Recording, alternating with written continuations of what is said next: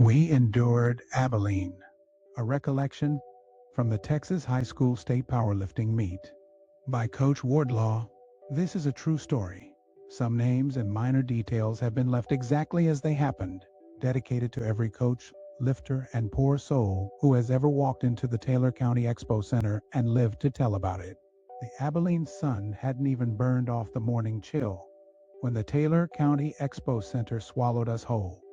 And I already knew I was walking into something that would live in my sinuses forever. We'd rolled in the night before like a caravan of the damned. The plan was simple: hit Whataburger, feed the squad, get some sleep. Instead, we sat in the Pizza Hut parking lot for what felt like a biblical length of time while they forgot half the orders. One of our kids, God help him, polished off his Whataburger combo and then, without blinking, demolished 3 entire pizzas by himself. Not slices, whole pies. I watched him fold that last piece like it was a napkin, and I swear I heard his soul leave his body for a second. That was the warm-up. Morning came too fast. Weigh-ins were a circus of desperation. Kids were doing handstands on the scale, flipping upside down, anything to shave off ounces that probably didn't even exist. I don't know if it worked. I just know it looked like a group of deranged gymnasts trying to bargain with physics. Every year it's the same building in Abilene, Texas. No Ella Langley on the speakers, just the low hum of iron, the occasional primal grunt, and the growing realization that you're trapped in a concrete box with 400 teenage boys and whatever demons they brought with them. The bathrooms were the first real warning. Floor level 1 was a war zone. Actual streaks of poop on the walls. The kind of stench that makes your eyes water and your will to live evaporate. I sprinted to the general admission restroom thinking it had to be better. It wasn't. Same horror movie, different stall. I still don't understand how a building full of lifters and spectators managed to destroy every toilet like they were personally offended by plumbing. Some things you just carry with you. Out on the lifting floor, the air itself had texture. A thick, choking fog of puke, sweaty taint, spilled energy drinks, and that unmistakable metallic bite of fierce sweat and chalk. You breathed it in and it coated the back of your throat like regret. Then came the rack, a row of these massive kids in skin-tight squat suits, waist-deep in rubber and desperation, climbing the uprights like Christmas ornaments. They'd hook the straps over the top bar, hang there, dead weight, and let gravity do the rest, yanking the suit down another merciless inch while their faces turned the color of raw hamburger. It was equal parts hilarious and horrifying. I couldn't look away. And the judges. Lord, the judges. One was straight out of a Texas fever dream, cut-off shirt, full mullet flapping like a battle flag every time he raised a white card. Another looked like Elvis if Elvis had done 20 years of heavy squats and started injecting soul patch testosterone. Hulk Hogan arms, slicked back hair, the whole package. They sat there like gods of the platform, deciding fates while the rest of us tried not to drown in the smell. I watched one kid hit the platform for his 3rd squat attempt, get absolutely scorpioned, back arched the wrong way, legs flailing like a broken action figure. His coach just stared, dead-eyed, and muttered, "We're done," at 9:30 in the morning, meet over before most people had finished their first cup of coffee. There was the guy in the pink singlet moving like Rob Van Dam on bath salts, pure showmanship. The coach who spotted one kid's bench while simultaneously screaming 465 next time at another lifter across the platform, multitasking like a man possessed. And then the 198-pound monster who threw up 500 pounds on the bench like it was a paper plate. The bar flew. The crowd lost its mind. Someone behind me just whispered, "Reverend, that sumbitch threw it like it was nothing." On the drive home, we passed the Trent High School Gorillas campus right off I-20. I stared at the sign for a long second. Even their mascot felt like a warning. Everything about this meet feels like that. Something you survive, something you laugh about later, but only after the smell finally leaves your clothes and the memory stops replaying in 4K behind your eyelids. THSPA State. You don't go there. You endure it. And somehow, every single year, you line up for another round. We endured Abilene.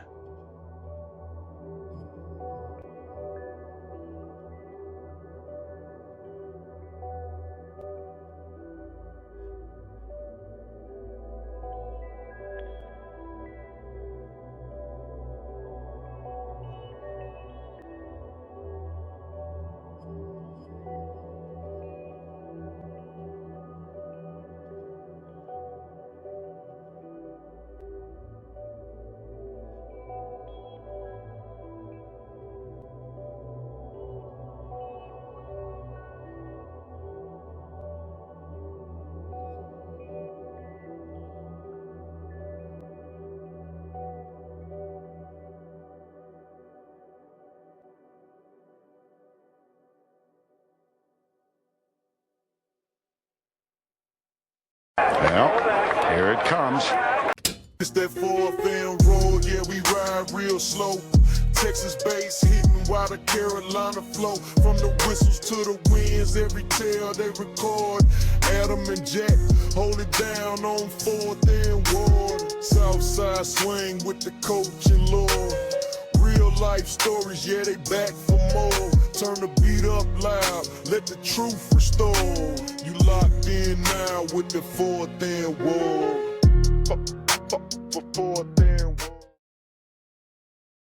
Well, Jack, what'd you think about the little cold open there that I whipped up for the I like folks it, to? man.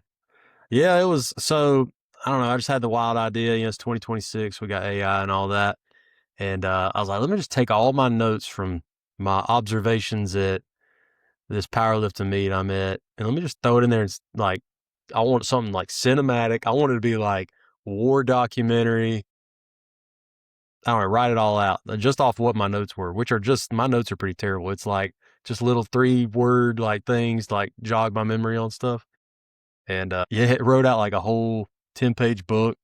But anyway, so I was like, I gotta put this together. Like the hard part was finding like the perfect voice. I wanted like a Morgan Freeman sounding voice or somebody Yeah, that did like Civil War documentaries. I feel like that would have been a perfect voice, but probably it have did to a pay pretty good extra. job. Yeah, to Those get the VIP custom ones. voices. The VIP voices, if they had a little, like a Southern guy that had like the whistling when he does the talking.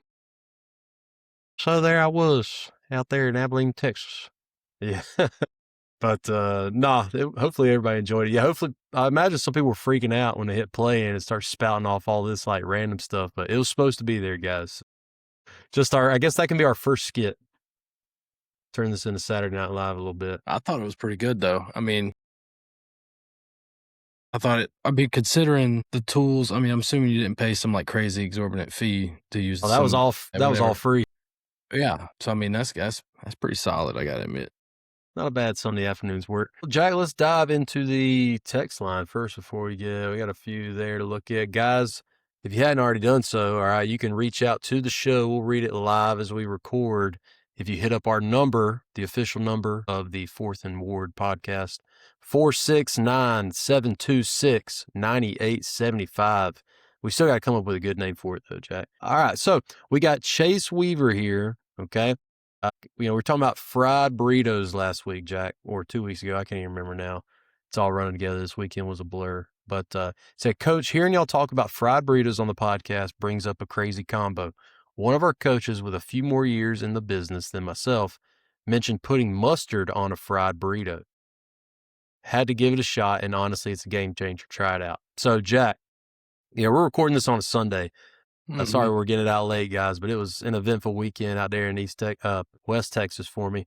But I got to eat at an Allsups, Jack, which is a gas station that I think is from New Mexico, and they are known for their fried burritos. So once you get out in that like West Texas area, you start to see these Allsups at some of the interstate exits. So as we're leaving Abilene, we see one of those, and we're like, we're gonna pull off here and get some fried burritos. And so now I can compare my fried burrito from Taco Laredo in the RGV South Texas to an Allsups fried burrito out in West Texas. And I think I'm going to give the edge to Allsups. But I did try it with the mustard too. So the mustard might have been the game changer. But Also, how do you spell Allsups? Allsupps. Okay. I got to look this up while you. Or maybe it's 2 L's. I got a bean and cheese fried burrito, and I got a beef chimmy fried burrito. Oh, what is a beef chimmy? Like a little chimichanga. Okay. Basically the same thing, just filled with shredded beef instead of bean and cheese. But the bean and cheese is like the OG Allsups fried burritos. So I threw a little mustard on that guy. It was good. And they also got their own little like taco sauce that you can throw on there. It was pretty good stuff, though. I ain't gonna lie, that looks pretty good. One thing that is, I just looked up the website, and you can look at all their food. And for some reason, they put the nutritional facts label right beside the picture, and I couldn't help but notice the sodium content. Oh, dude, pull it up. I want to see this right now. Share your screen. It's intense. Let me get it over there. So, this is the beef and cheese, right? And we're talking 550 milligrams My of gosh. sodium. And I did have a 3-hour drive back from Oof. Abilene, so it was sitting heavy. Now the calories not as bad as I was thinking.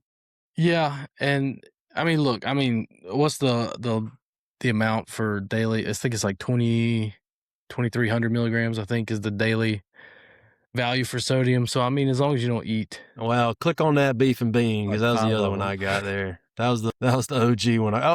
That's the healthier of the two. So I hit my daily sodium in those 2 fried burritos, but Jack, they're worth it.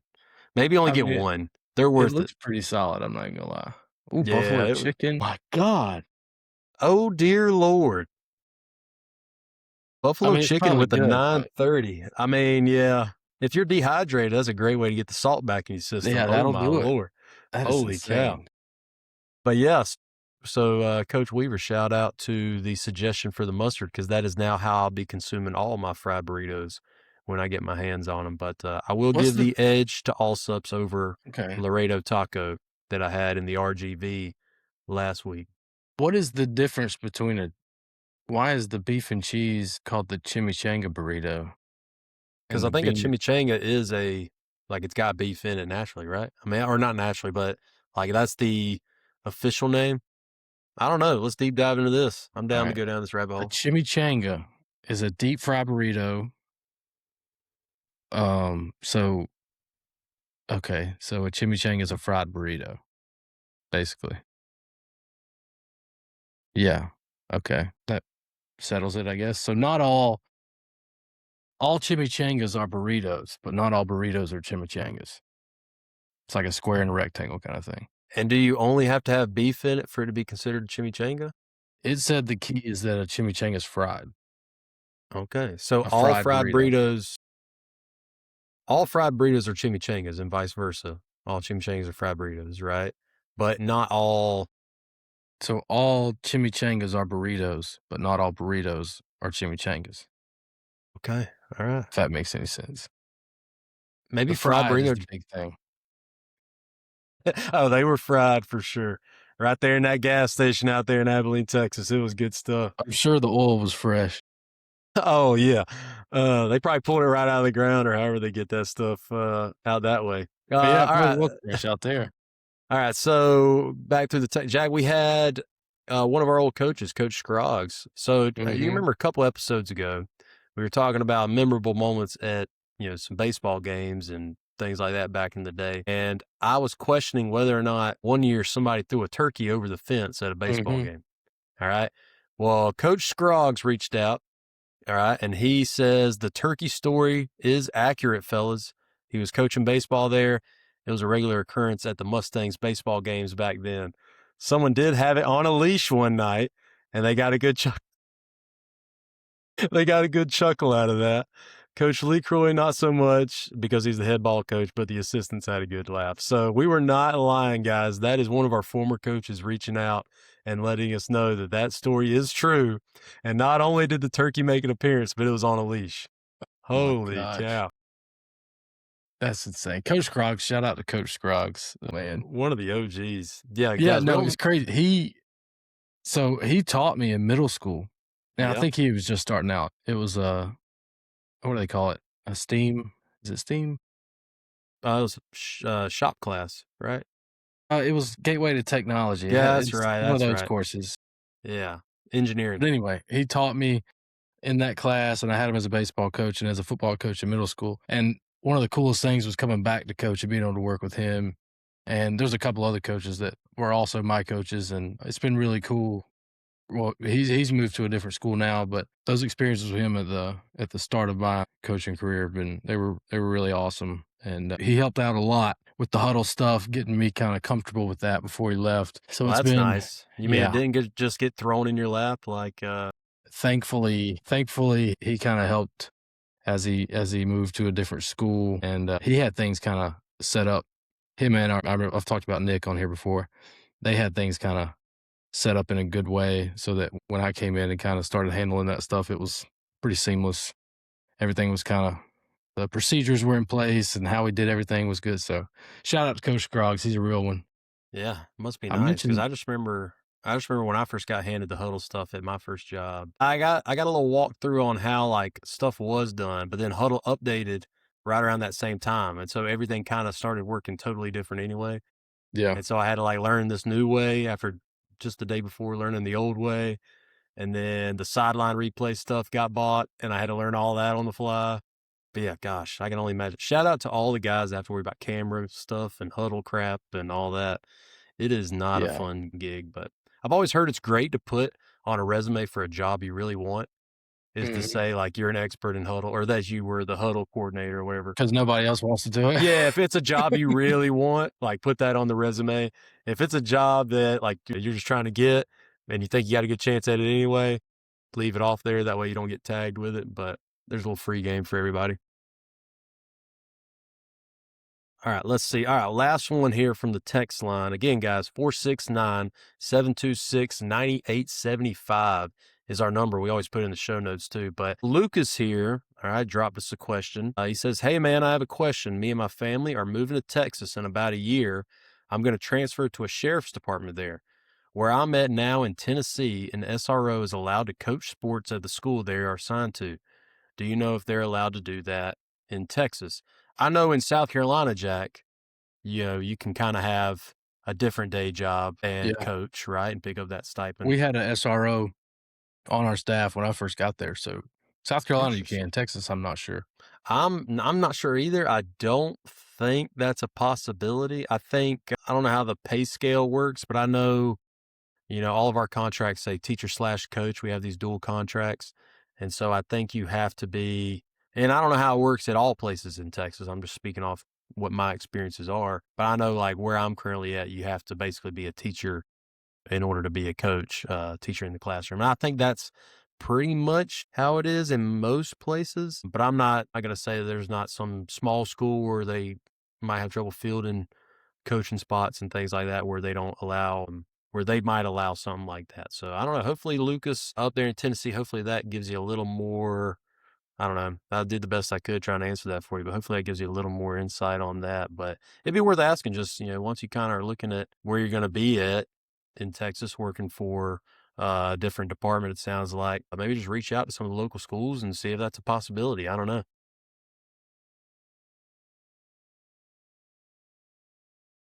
Are you doing a little deep dive on it, Jack? Yeah, I was, it looks like yeah, it looks like it's a district thing, so some districts do, some districts don't, but some UIL rules require coaches to be a full-time school district employee, and I don't know how that would fall in if the SRO is technically employed by the police department or the Yeah. school, Now I so I don't know, know. like for us, I know, like back home, the SROs kind of work through the local police department, right? Like out here, especially the bigger districts, they have their own police departments. Like we have Mhm. a school district police department, you know, and all of our SROs are employed through them, which are then, you know, they're all governed by the school district. You know, there might be some smaller districts out there where they have to collaborate with local law enforcement and make sure they get a presence there on campus and stuff. But yeah, it probably just depends on where you're going to be at, Lucas. I don't know. Hopefully, it all works out for you, man. I'd prefer you able to still keep putting up the good fight and trying to do this coaching game. Jack, you were on spring break, right? Spring break.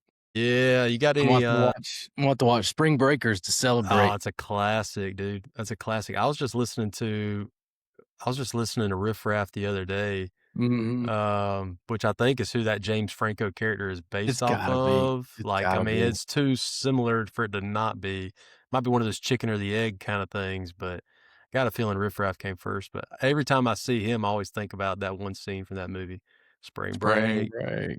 I thought about getting the mullet braided up one day. One of the kids in class was saying I should get it done. I'm like, it'd have to be a really big like loss of a bet that I did for me to go and braid up this thing. I don't even know if I got the right hair for it, but Oh, you can make it happen. I will see. You can Maybe make it happen. somebody take somebody to state or something like that. You know, that'd have to be the level of wager. And I don't even know how you get Yeah. those things out. So I don't know if I it's think a it hurts process. if I think getting braided like that hurts really bad because they gotta do them so tight so they stay in. I think your head's gonna be sore if you do end up getting that done, but I Well, think it'd be a man, good look. I'm getting too old now, dude. The hair probably start falling out if they yank on it too hard. I Yeah, don't way want to ahead try of you. that. Yeah. You got any big plans for spring break? Not a single one. Let's see, got to take the dogs to the vet. My fiance and I's spring breaks don't align, so she just got off spring break. I'm going into it, so she'll still be working. So we don't have a trip or anything planned, but taking the dogs to the vet. I'm going to get some yard work done. Got to get my oil changed. Might get my leveling kit put on my truck. And then probably just kind of deep dive into some of my coding activities I've been into lately, and that's about it. That's all I got planned. There you go. A little Yeah, R&R, I guess. we killed a lot of time over spring break, in the days after it, I guess. I figured out, Jack, this app, one of these free TV movie apps or whatever, Pluto or Mhm. Fubo or Tubi, Tubi. something like that. I think it's Pluto, but anyway, do you remember the show 16 and Pregnant? Yeah. We fired that up like in the last couple weeks or so, and I totally forgot. We were watching one of the episodes, and the girl in the episode is from the beach that we always frequented growing up. Oh, yeah, that And girl Janelle now. yeah, I had to let my wife know that we actually found her mom at the local seafood restaurant. Mhm. And so I hope you don't mind, but I was able to find the picture of us with the mom from Jack. Check out this retro picture of us right here. This is probably what, Wow. 2010, Yeah, it had to 2011 be in maybe? that. Probably 2011, if I had to guess. And she's been on TV and stuff, so I think That's she's fine with Barbara. us. Yeah, I think she's fine with us putting her picture out there. But yeah, the Janelle Evans episode of 16 and Pregnant, her mom becomes a infamous character on there. We see her at the local seafood restaurant when we were down there at the beach one time. But I totally forgot, Jack, that I was rocking a Law and Order shirt. Yeah, Yeah, I mean that's actually a sweet shirt. I wish I that's had one now. that's a pretty solid shirt. I didn't appreciate it at the time. I rocked it a good bit, I guess. Like, I have a mug, especially heinous, I think is what it says on the cup from, like, Law& Order SVU, but I need a shirt. That's what I really need. I need to get a new shirt. Yeah, I I don't don't know even where know I what got this. shirt I'm wearing. You're wearing an old Presbyterian College shirt, it looks like, man. The That's a red, throwback. okay. Yeah, a little garnet action, but yeah, Back when I had hair. I had to pull that deep from your Facebook page. There were some gems on there. I just didn't know how many of them you were good with me putting on here, but It's I all knew public now. I I don't knew yeah. I knew I for sure was gonna bring that up. I had Man, kids do deep dives on because of stuff we share. A lot of my accounts are public, and yeah. so obviously kids find them, try to look, and and it is what it is. They're all trying to add me on Facebook. They're like, "Why didn't you accept my request?" I'm like, "Cause you're not. You're a kid. Yeah, we Like, ain't doing it's this. against policy, bud. Like, Yeah, we you ain't know, doing this. when you're 21 or you're 22, however you're grown, maybe I'll accept it, but you're kind of annoying right now, so why would I accept it? You know what I mean?" So kids have found some deep cuts from back in the days, and I've had to kind of tighten up security around some of my social media, but yeah, there's definitely some embarrassing ones down there somewhere. Nah, there were some gems on there. I got some good chuckles at it. A lot of pictures of Dale Earnhardt. Yeah, yeah. So we went on a field trip to Carowinds. I think it was freshman year of high school, and they had just opened the Intimidator, which was the Dale Earnhardt Yeah. themed roller coaster. And for whatever reason, we were all obsessed with Dale Earnhardt. Yeah, I mean, I just bought a card actually from an antique store, a graded 10 Dale Earnhardt 2001 card. Like it was made before he passed away in the race, but so I'm like, dude, that's a graded 10. It's in an antique store out here in Dallas, Texas. Like I'm just gonna pick that up right now. But like that makes sense because that has value. Like we would just like throw the threes up, and we'd all just throw a three up for Dale Earnhardt. Like at a basketball game, we're shooting free throws. Do it for Just Dale. like do it for Dale. Yeah. I mean, we became obsessed with it for some reason. But anyway, that's all we all took a picture in front of the Dale Earnhardt logo at Carowinds, and that's probably Why all the not? pictures you saw. But Before we get too far down in this, let's go ahead and knock out this fourth and Wardle. Guys, if you've already forgotten, we unveiled this, I guess, in our last week's episode. Mhm. But we now have a game. We now got an official website. All right. Jack went through the deep dive in our last episode, but did all the coding for it. He got logged in here, got us hooked up. But we have a daily puzzle game. If you've ever played Wordle before, it is a random high school team. There's teams from all over the country. because we're from Texas and South Carolina. Obviously, there's going to be a heavier concentration right now, but we're adding to the database of schools from Texas and South Carolina. But we've got them from all over, and you get 5 clues. All right, you start off with 100 points, but every clue you have to get, it takes away 20 points from your score. And we're fine tuning some things and all that to make some of the clues a little better, make the scoring a little more adaptive. We have a leaderboard now that Jack programmed for us where you can post your high score and all that. But we've got today's March 29th, 2026. Our clue number 1, Jack. This school is in South Carolina. Any guesses right here? It's always Ooh. hard to hit this first one based off the most generic clue, but South Carolina. Let's go Lexington High School. Lexington. All right, no Lexington. This is a Okay. PD region powerhouse. So PD is down there near the Florence area.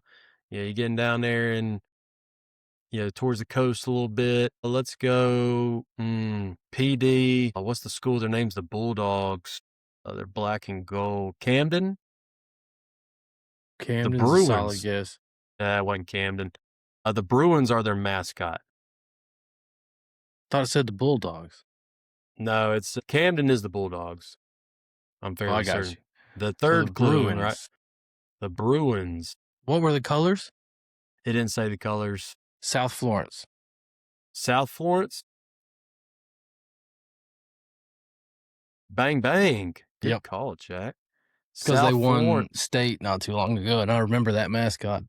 Good call. All right, we're going to give this one up to Jack right here. Then we'll post that on our leaderboard. Guys, you can find the link to Fourth and Wardle in these show notes. You can go back, play old puzzles. I think we've had almost a few hundred folks playing Fourth and Wardle just in the last week, which is awesome. Great response. I appreciate you guys sharing that out with your coaching buddies. It mixes around. It's not always South Carolina. It's not always Texas. Share that around. Let's try to enlighten ourselves on some of these schools that are from out and about. But we'll put the link in the show notes for you guys to start playing along with us. But, all right. So now, Jack, if you paid close attention to the cold open, right? I already mentioned it was all my notes from the weekend. So as you can tell, it was a very interesting vibe at the Texas Boys State Powerlifting Meet. And we've joked this whole powerlifting season about just you never know what you're going to see, right? So I don't know why I expected the state meet to not exceed anything I had seen at a powerlifting meet before. First of all, it's in Abilene.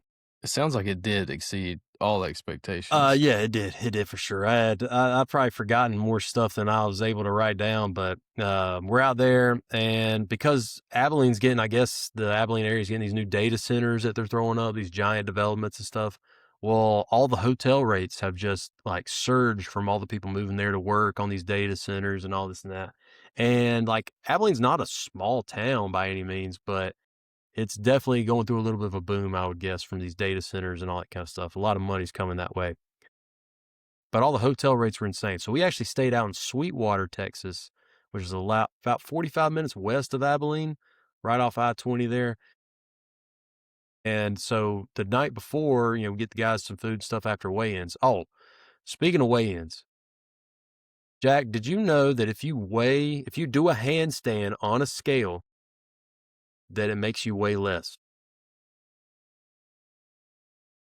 If you do a handstand, why? How? So some of the guys that were flirting with disaster on being overweight at the weigh-ins, they were doing these handstands on the scales. And sure enough, they were getting underneath. I don't know. I'm a science guy, but I would have to think it's the pressure. I mean, because I guess you can lean your legs to where not the full weight is on the scale. I mean, I couldn't make heads or tails of it. But sure enough, like somebody that was in danger gets naked, does a handstand on the scale, and comes in underweight. Was able to compete on Saturday. This can't be true. Look it up. I don't know. Like somebody told me that, and I'm like, what? And sure enough, apparently it's a known thing because I heard of multiple people afterwards saying that.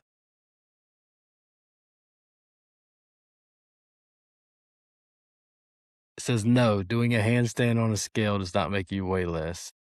All I'm telling you It will likely show the same or higher weight due to the extra force used to hold the position. Johnny was underweight. Johnny does a handstand. Johnny's underweight. I'm just telling you. Just telling you. Okay, but there's Maybe it's the scale. Maybe it was just. what? Can somebody reach out? Use the text line. Can we get a confirmation on this? Because Google's saying one thing.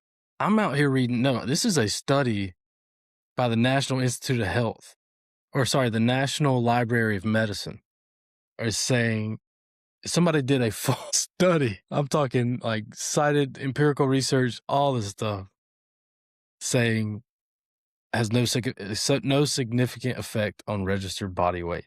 Jack, this is going to be groundbreaking in the powerlifting and probably wrestling communities. Now, it says small variations obtained were due to equipment associated measuring errors. So maybe they're using the errors in their favor. So the scale messed up, or it's you gain you're the in scale. Motion, like it's They can't accurately measure. If it's like a digital scale, all right, and it's going to freeze at a certain point, right? It like beeps like twice, and it freezes at the weight. So maybe it's a way to game the scale. Maybe. That would be the only way. I couldn't believe it either. I'm just telling you what I heard. But anyway, guys weigh in. Everybody's good. Go get them some dinner. We talked about the Chili's, and we took them to that Chili's out in Palestine at the regional meet, and we had to have a school of hard knocks on proper tipping and all this and that. So we decided they're going to go somewhere where they pay before they get their food. You know what I mean? Take them to a Whataburger, long story short. Everybody loads up and all that. A few of the guys were like, hey, we'd rather have pizza, for this, that, and the other reason. It's early. All right, we got time to kill before it's lights out. So we go order ahead. Like we're going to go just pick the pizza up on the way to the hotel, whatever. One of the cats that just ate Whataburger gets 3 pizzas for himself. To tell you that. It's the same cat we had that did the smokehouse combo at Chili's plus a triple dipper plus this kid. Mango lemonade, like refills. I like this guy. I mean, I just don't know where it all goes. Like, I hope he stays active because, like, if I ate that all at once, first of all, I'd probably throw up. I don't think I can eat that much quantity anymore. But, no. Well, I don't think he. Have I ever told about Nugget Night on here?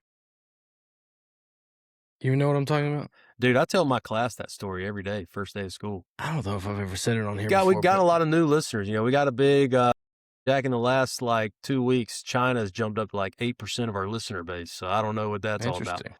Listeners in Singapore and all that. So, yeah, let it ride. Let them hear the Chick-fil-A Nugget Night story. So back when we were in high school, look, I could eat like nobody's business. I don't know where it went.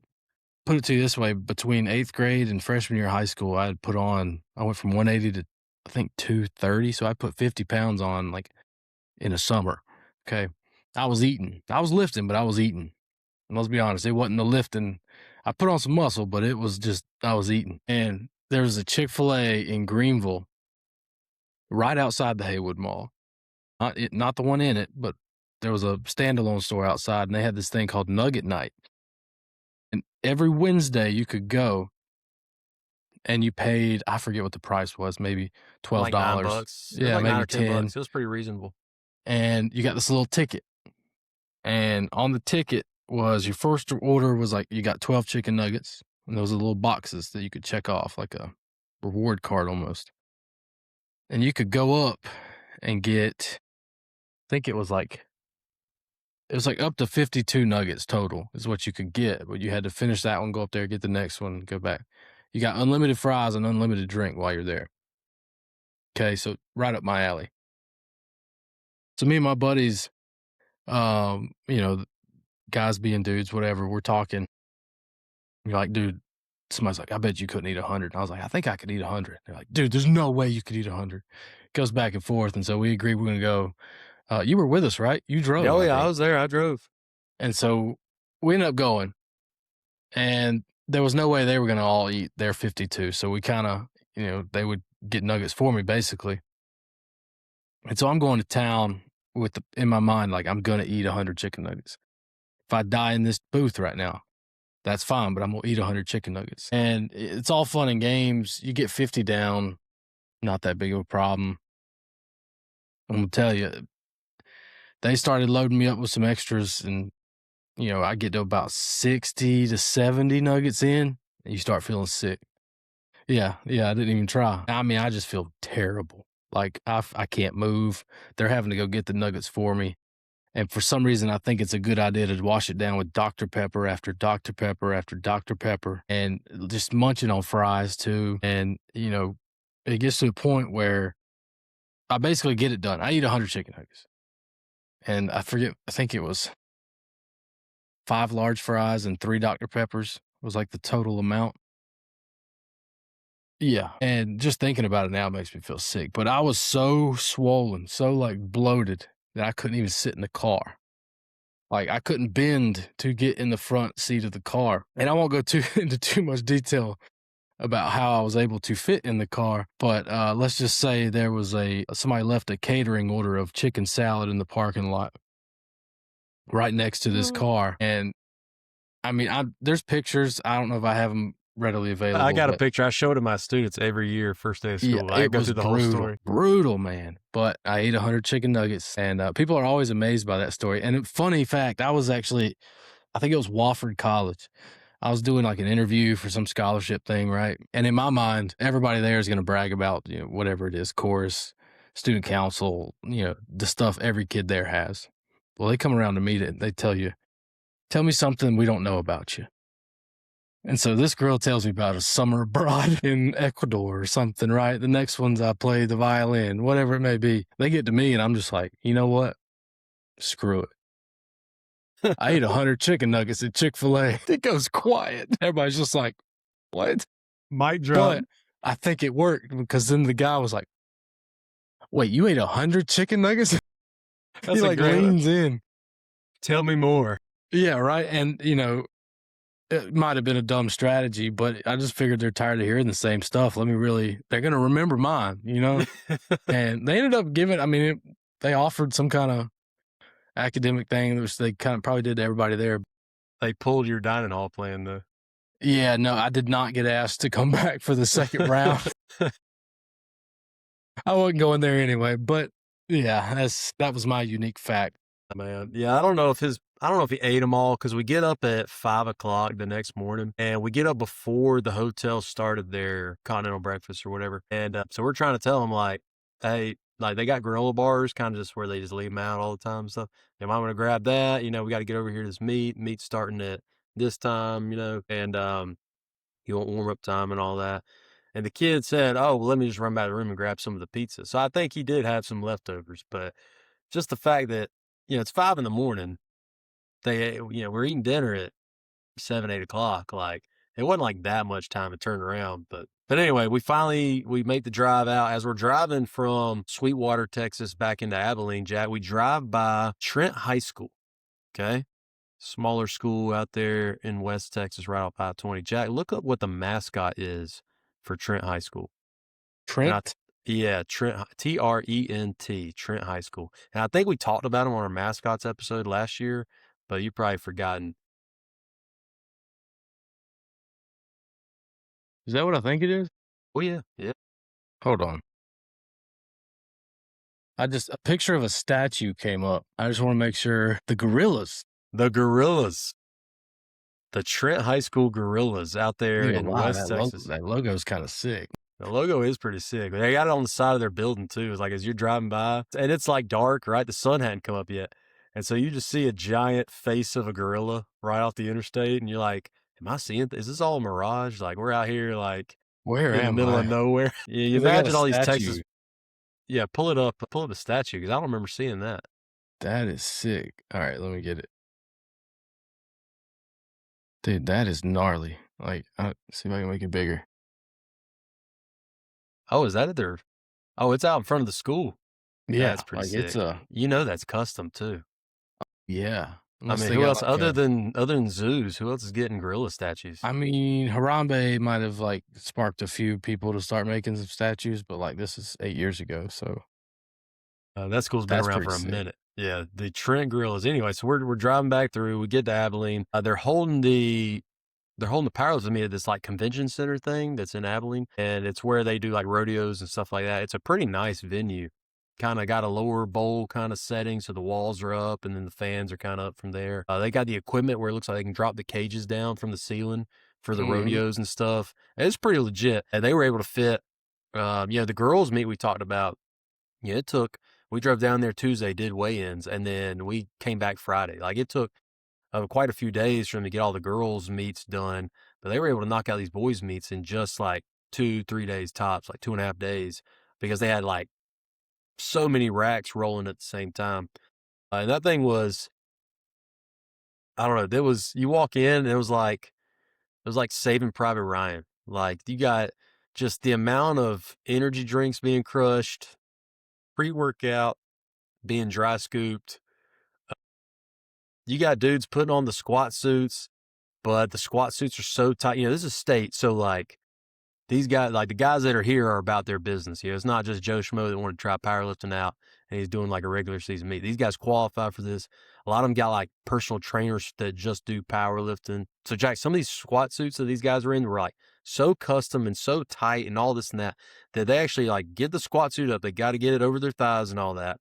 And then to get their arms through the straps or to get themselves further into the suit, they take the strap and hook it up around like the loops of the rack and they just like suspend themselves. They're just sitting there like hanging with the strap of their, and they're just like hanging like this, like sinking down into it. Yeah, just Air slowly releasing. easing down into that thing more. And it's like multiple guys doing it. Like there's all like getting locked in and stuff. So I'm like, oh my gosh, like, this is wild. But it's 7:15, 7:30 at this point. I got to take a leak. And I had been warned about the bathrooms on the floor level where the lifters are. I've been warned about that. And in fact, one of our coaches had already visited him and he thought he was early enough to where it was going to still be decent. He said like poop was on the walls. Poop's on the walls and it's like not even 7:50 yet. That pre-workout hits, man. Sometimes you just get a rumble and a bubble and you got to go. The bubble guts were acting up. Nerves, pre-workout. Chili's or whatever you had the night Chili's before. or 3 Pizza Hut pizzas the night before after you made weight. The chimichanga, the gas station chimichanga. All the Allsup's fried burritos are just stirring. And so when he said there was poop on the walls, I said, all right, I'm not even going to go in there. So I said, I'm going to go out, I'm going to find one like out in the lobby of this convention center that we're in. Surely, people are in the ticket line. I go to the one that's beside the ticket line. So like, these are people paying to get in. No lifters. These are just spectators. Jack, it was destroyed. It's like it's like 7:30, 7:45. And like the smell is permeating out as I'm walking in, just sour. Why is it so sour smelling? I had to mouth breathe the whole time I'm at the urinal. Cause like if I inhale this with my nose and get this aroma again, and you just take a deep breath. Oh my gosh. So every bathroom I went into, because you're at these meets for, I don't know, we started at 8. Meet was done at 2:30, 2:45. You're going to go to the bathroom. But my God, like it stinges the eyes. It's rough, man. Like Sex Panther and Anchorman, like it just stings the nostrils, I don't know why it's that bad. Man. But no, it was a good time, dude. We talk about the people watching. The judges, they did a great job. They were, they were about their business. The judges at the state meet are like cream of the crop, right? But they still were some characters too. I saw this one cat. Everybody's usually wearing their polo that's got the logo on it and all this and that. This one dude's in a cutoff with just mullet flowing, and he was a large mammal. You know what I'm saying? Like, and he's posted up. He's got like that, I kind of hit the same pose. I'm a big guy too, but I hit that same pose where you just prop that arm up. You got that lean to you. I may or may not have sent you a picture of him incognito or whatever, but we ain't pulling it up on here for sure. But he did a great job, but fully tatted, But I'm like, that caught my eye. And then I'm going by this other rack. I thought I saw Elvis. There's a dude there rocking just slick back, hair. Yoked up arms, all right? Like just swole Elvis, if you can picture that. Then he turns, dude's got the sickest soul patch right there on his chin that I've ever seen. Like looked like Sting for the old wrestler. You know what I'm saying? He had like a little, just strong goatee right there. And like, so these are the judges, you know what I mean? And they did a great job, but I just couldn't help but cracking up because you never know what you're gonna see the powerlifting meet, dude. Yeah, it sounds like, See or I hate to smell. God bless the custodians, man. They gonna walk in Oh God. and just be so mad. It's one of those, you just blindly go in and flush everything, and then you just pressure wash. Yeah, just get the machine Pressure out and wash just to hell and back. Pressure wash it, man. Yeah, we get down in the thick of it. Um, and we're doing squat. We always start off with squat, you know. And there's some dudes putting up some ridiculous numbers. I mean, guys routinely squatting 700 some pounds, like just like dumb stuff. You know what I mean? Saw a kid try to yeah, bench. Saw a kid try to bench 725 good. on the bench press. So we talked about these bench shirts before, right? These things these guys wear that, you know, resist the elbows and they keep you all locked in and stuff. He had a custom bench shirt, and the manufacturer of the bench shirt, it said across his chest, sponsored by such and such. Yeah, so like the people that manufacture the bench shirts custom made one for this kid, gave it to him, says he's sponsored by such and such. And he going up there trying to handle this 725-pound bench press. I think he only weighed like 220 something. Did he get it?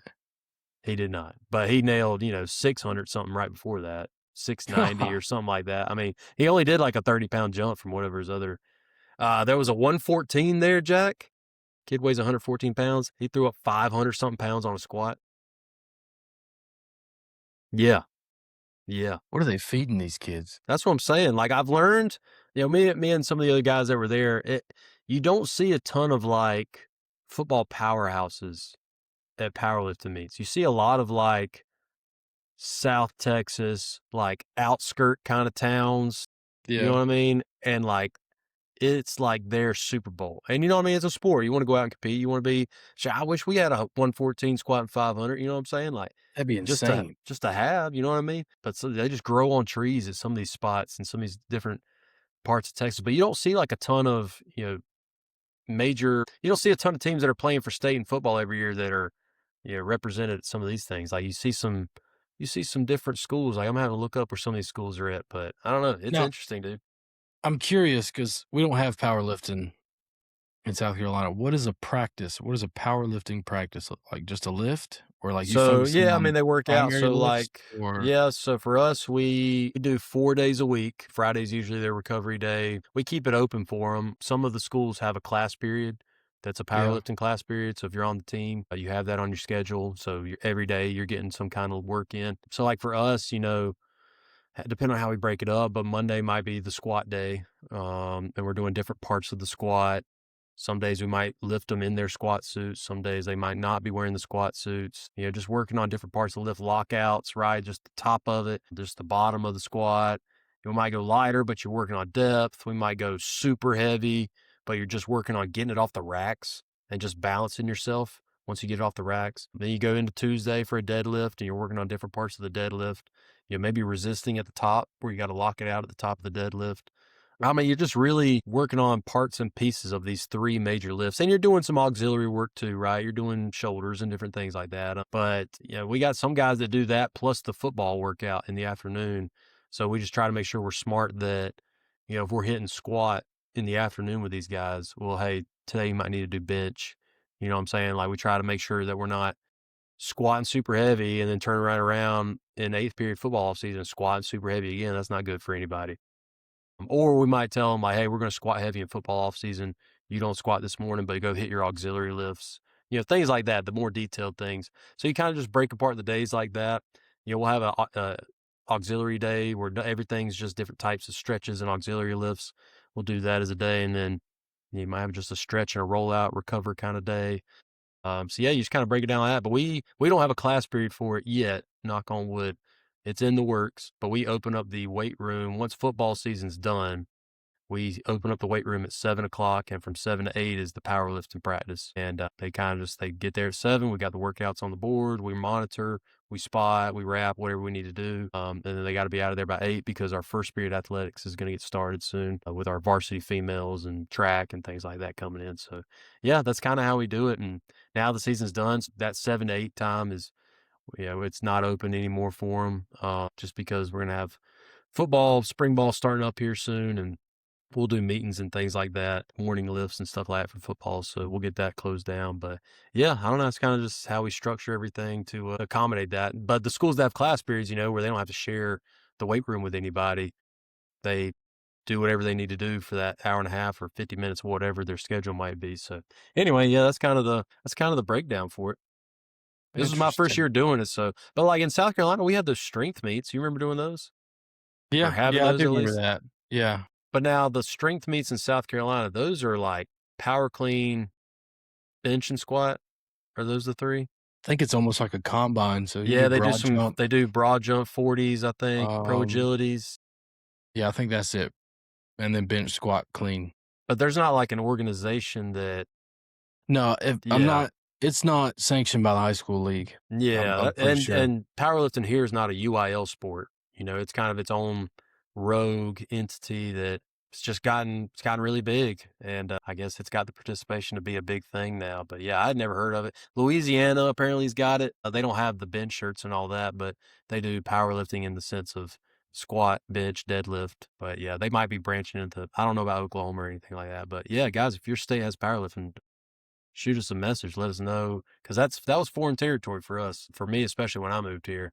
But it is pretty interesting. Yeah, I'm looking it up right now, trying to see, because I think some kids at our school would enjoy it, but I don't know if anyone else in the state has it who we could, like, compete with, or I don't know, I can't see. It's not a high school league sport, I know that. Let's see if I can see here. Yeah, I don't know what I'm looking at right now, rankings of something, but Yeah, there's a whole database. Like for us as coaches, you can, while a meet's going on, we can be keeping tabs on like where our guy is. You finish top 5 in your weight class, you get on the podium, and then first, second, Mhm. third, obviously, are gold, silver, bronze. And so it's all based off your total numbers. So like whatever your highest squat, bench, deadlift was, they add that up. So as the meet's going on, you can kind of look on their database and see like, hey, you really need to, instead of jumping 20 pounds here, you might need to shoot for 30. You nail it, you now jump into 5th place or whatever. And we had some guys, they got really close. Had 7 qualify, but we had some guys that got close to getting on the podium at least. And for us to be a school that doesn't have it as a class period, that's a big disadvantage. And so for us to just be able to still have shots at cracking the podium with kind of the structure we have in place, I thought they did pretty well. We had some guys bomb out, but there were guys bombing out everywhere. That's where, Jack, if you get those 3 attempts at a lift, if the judges Yeah. don't give you the green lights on any of those, your day's done. If that happens at squat, which is the first event, the rest of your day is done. And so I think there was one rack. It was like it was like the super heavyweights maybe, where there was 24 lifters in the weight class competing. And by the end of squat, there was only like 16 left. So 7 or 8 of them had bombed out because they weren't getting low enough, or, there's different things like when you come up from the squat, your foot can't move. And there's different things that those judges are looking for. And so we had a guy bomb out that if he just did his normal numbers, he probably would have got on the podium pretty easily, but he bombed out, unfortunately. Hate that for him. But yeah, it's interesting once you kind of get into it and you understand more and all that. There's some strategery involved. Well, and just in my mind, I was thinking like, yeah, these dudes are throwing up, insane numbers, and this might be an outdated, but they're throwing up like 500 on bench press, but they can't even like bend over to touch or tie their shoe. You know what I mean? Like, There's or some is of it that. more of a whole body? Like, There's some the guys that are at state, if you're weak in an area, then you are extremely elite strong in another area. If you made it to state doing that kind of yeah, thing. But generally these guys can do 500-600 pounds in every lift averaged out. Like if they're trying to get to that top, I think one of the total numbers that won one of the weight classes was like almost 1,800 pounds. So you divide that by 3, that's like 600 every lift. So maybe he was super strong. Maybe he was like 650 on his bench, 550 on his, I don't know, Yeah, I mean, that squat, boy whatever it might be, the combination. corn But fed. there's He's a lot of that idea, dude. throwing hay bales every There are summer. some cats there that you're like, yeah, you probably couldn't dribble a basketball, but you can deadlift the crap out of this weight right now. I mean, that was one of my biggest eye-opening things. Like, there's no ball skills required, so like, it opens the door for a lot of people to participate. Like, It's almost sheer work ethic and determination. You know what I mean? Like it's I mean, granted, there's physical genetics. limitations to the body. Yeah, but there's for the genetics most involved. part, lifting, if you do the lifts, you follow a program, you're going to get stronger. And so these kids are just those that are willing to every single day clock in, hit their reps, hit their numbers, and they move get on. really good at some of those equipment things that they get to wear. Like they get these bench shirts and they truly understand where they need to have their elbows for that shirt to maximize its assistance on the way up. Like there's some of that involved too. Like, you can easily buy a high quality bench shirt and add 50 to 100 pounds on your bench press, like just from sheer equipment that you're buying. So there's some of that involved too. Like if it were up to me, like selfishly, I'm old school, like everything would be unequipped. And just, let's see what you got, dog. Yeah. Like, and so I kind of like seeing those unequippers go, because to me, that's like a true number. But Yeah. I'm also, a football coach, like at heart. So I'm thinking about how this stuff applies once they get out all this equipment and, go play on the field and all that. But that's just my perspective. But now there's some characters there. So not only are they wearing the crazy bench shirts and all that, I saw a dude wearing a pink singlet. And he had long hair. It looked like Rob Van Dam. Like, Rob Van Dam used to come out in like the multicolored singlets, ponytail going. He came out in a pink singlet, 5-star frog had splash, a ponytail, and like he yoked up like, 220-pound dude or whatever he was. Probably on steroids and other illicit drugs, but not these kids. Not the kids. Yeah, not the kids. And for anybody that listened to the details on the little skit that we ran at the opening of the episode, like some of those like details like were embellished a little bit to make a good story. So I think they said something about somebody doing bath salts. Nobody's doing bath salts at a powerlifting meet, guys. Smelling salts, but not bath salts. Actually, smelling salts are against the rules. At least least they have rules. There are rules, yeah. Oh yeah, there's rules. So are there drug tests? Like, what do we? If you you have to sign an affidavit saying you would pass a drug test. But you don't have to take a drug test. You could get called in for a drug test, yeah. But do they? I mean, routinely? I don't know. I mean, I don't think so. So who's sanctioned? Because this is not a high school. It's not a UI. Yeah, this is not a UIL sport. It's called the THSPA, Texas High School Powerlifting Association. So it's their own kind of. So I mean, it's ran by an and association. there's money involved. Like they're a big organization. Yeah. Like it's a big state. There's a lot of. Good Lord, we had just the Saturday meet we were at, probably almost 300 lifters in just the meet we were at. So I mean, that's a lot of drug tests, and I get it. Your drug tests in high school, that's a lot. Yeah. Well, I mean, our athletics program can randomly drug test people, and ours can too. And I don't think kids realize that.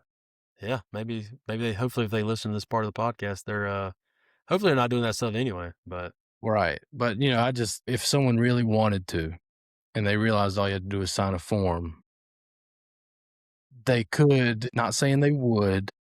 Do I think somebody has slid by juicing before? I'm not naive enough to think that somebody probably wasn't juicing at some point. This dude walks in with back acne, about to bust out of a singlet, throwing 1,000 pounds on a squat.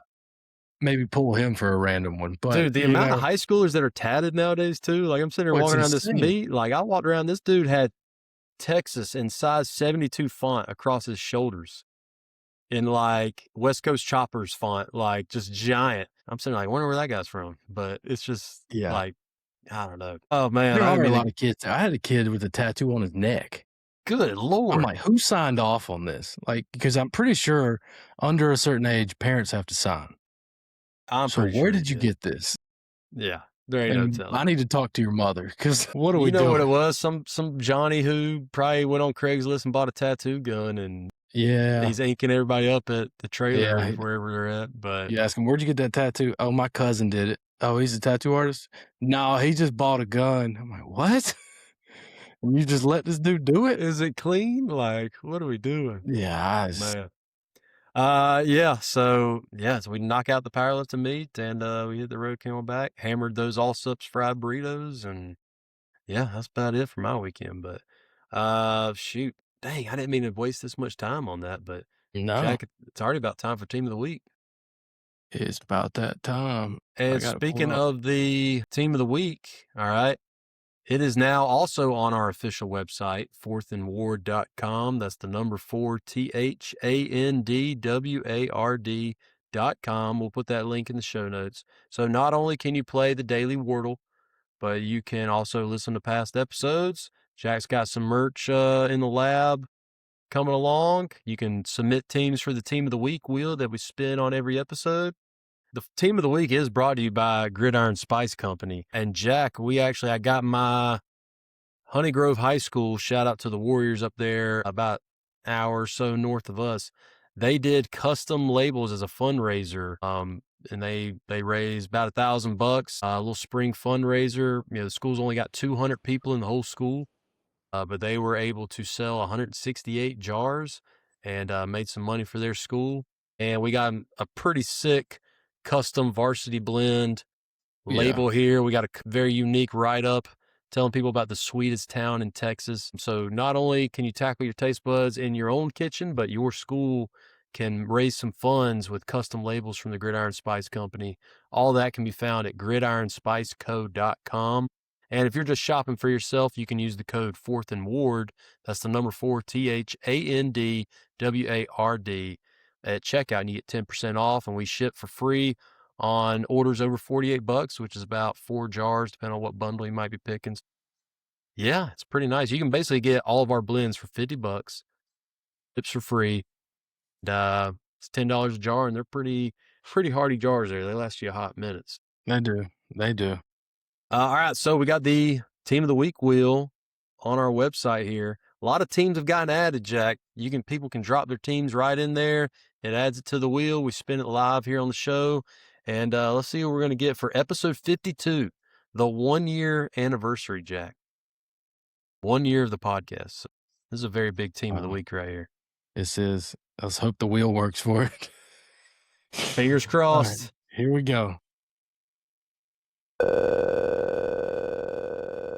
So far, so good. It's spinning. What does that say? Dwight D. Eisenhower High School. Is that right? It landed on a different school, though. Boy, how we need to handle this.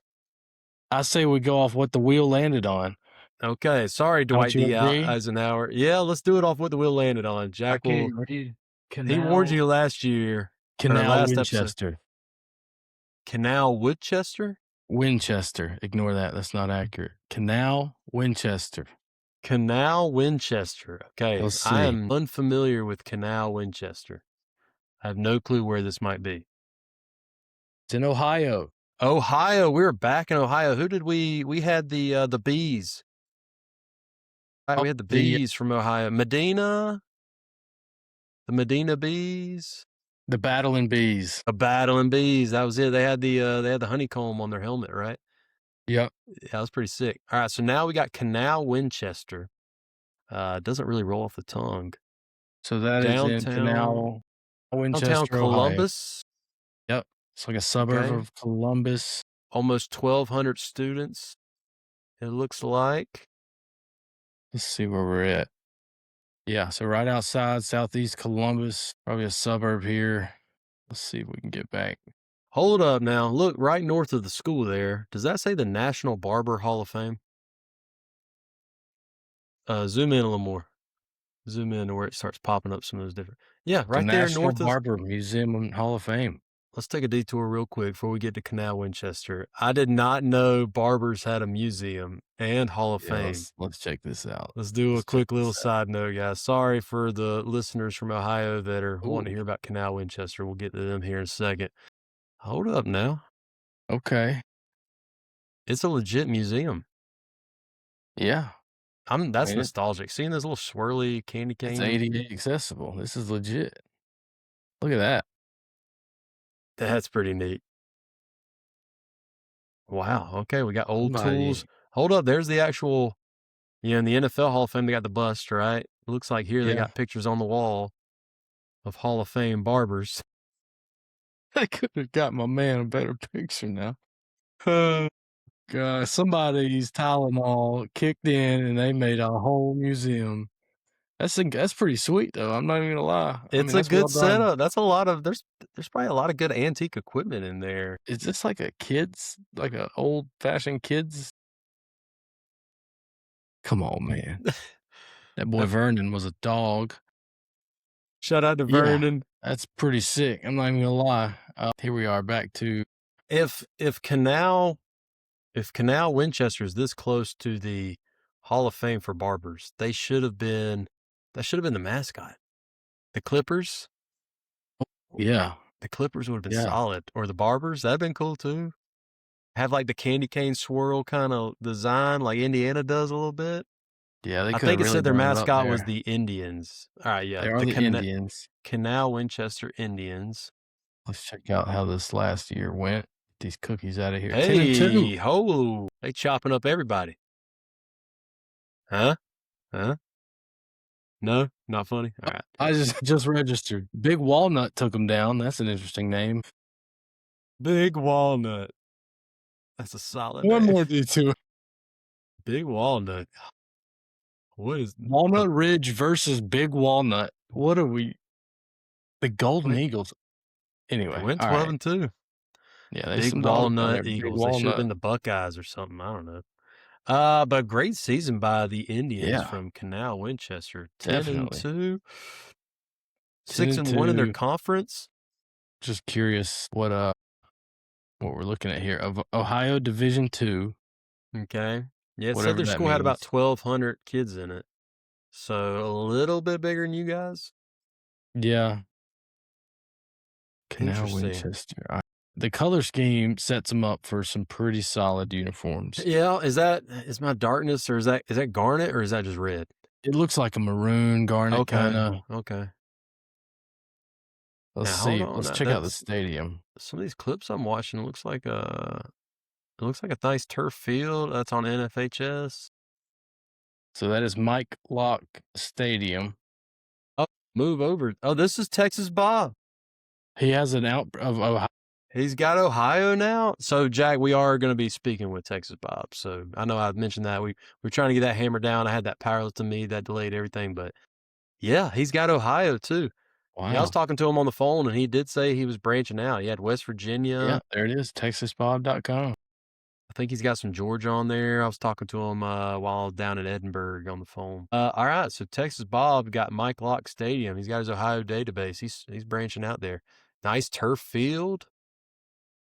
Now, is that the visitor side? Oh, yeah, that was the visitor side. Got to be. Right? Because those No, pictures look the logo's facing that way, though. okay. Those stands go, what, 40 to 35 to 35? Yeah, that's pretty tight. It says it held, like, I think 20-something hundred was the Okay. capacity. Oh, they got some Okay. auxiliary bleachers. Maybe they flipped. They got a nice hill. Look at that hill in that This end looks like zone. the homes. Is that the same bleacher? It's certainly Hold got on. some new signage, if that's it. What is this? Middle school. Alright, so I don't They know if there's looks like they've done some updates. Like yeah. some of these the turfs look different. Some of these pictures that we're looking at. Look up Mike Lock Stadium, Canal Winchester. Maybe that'll narrow it down a little.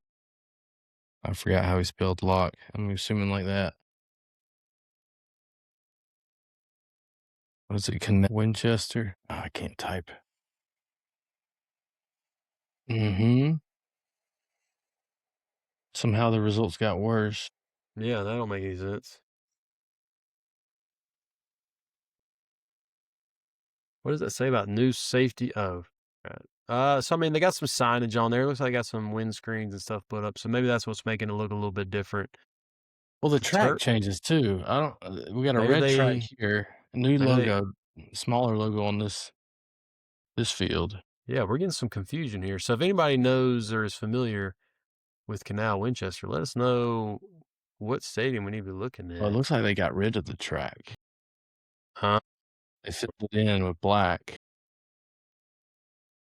You see what I'm saying? Yeah, you're right. Got a nice scoreboard. Nice Looks like a little video scoreboard. board.